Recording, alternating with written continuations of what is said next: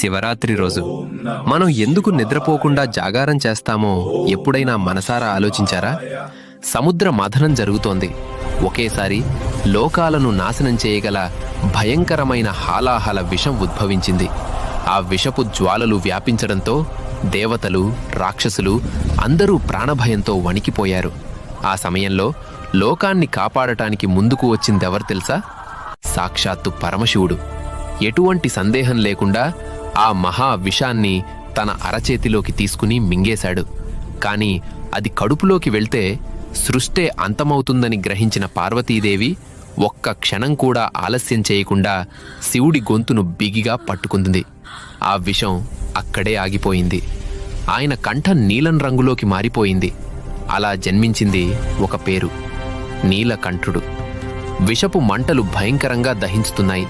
శివుడు స్పృహ కోల్పోకూడదని దేవతలందరూ ఆ రాత్రంతా నిద్రపోలేదు. భజనలు చేశారు, నామస్మరణ చేశారు, ప్రేమతో ఆయనను మేల్కొలిపారు. లోకాన్ని రక్షించేందుకు శివుడు భరించిన ఆ బాధను పంచుకోవడానికి చేసిన ఆ దివ్య జాగారమే మనం ఈరోజు ఆచరించే మహాశివరాత్రి. ఆయన చేసిన త్యాగాన్ని గుర్తు చేసుకుంటూ మనము ఆ రాత్రి మేల్కొని శివనామాన్ని జపిస్తాం. గుర్తుపెట్టుకోండి, శివరాత్రి రోజు సాయంత్రం 6 గంటల నుంచి, అంటే దాదాపుగా సూర్యాస్తమయం అవుతున్నప్పటి నుంచి పక్క రోజు ఉదయం సూర్యోదయం అయ్యేదాకా, అంటే 6 నుంచి 6 దాకా ఉన్న సమయం చాలా పవిత్రమైంది. వాటిని 4 జాములు అంటారు. జాము అంటే సామాన్యంగా 3 అవర్స్ అనమాట దాదాపు. అందులో అర్ధరాత్రి 12ంటికి లింగోద్భవం అంటారు.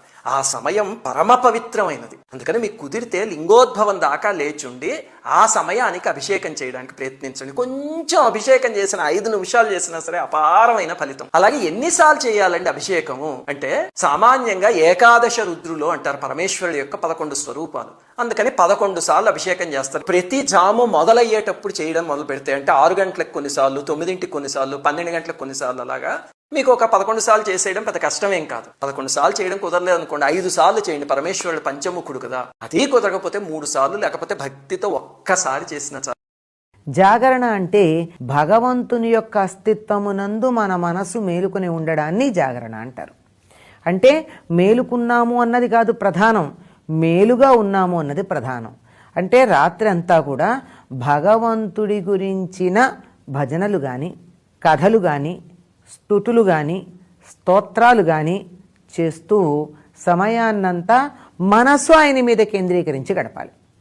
మనసు శివుడి దగ్గరే ఉండేటట్టుగా రాత్రంతా గడిపినట్టయితే అది జాగరణ అనేటటువంటి పేరుతో మనం చెప్పుకోవడానికి వీలవుతుంది. మా వీడియో నచ్చినట్టయితే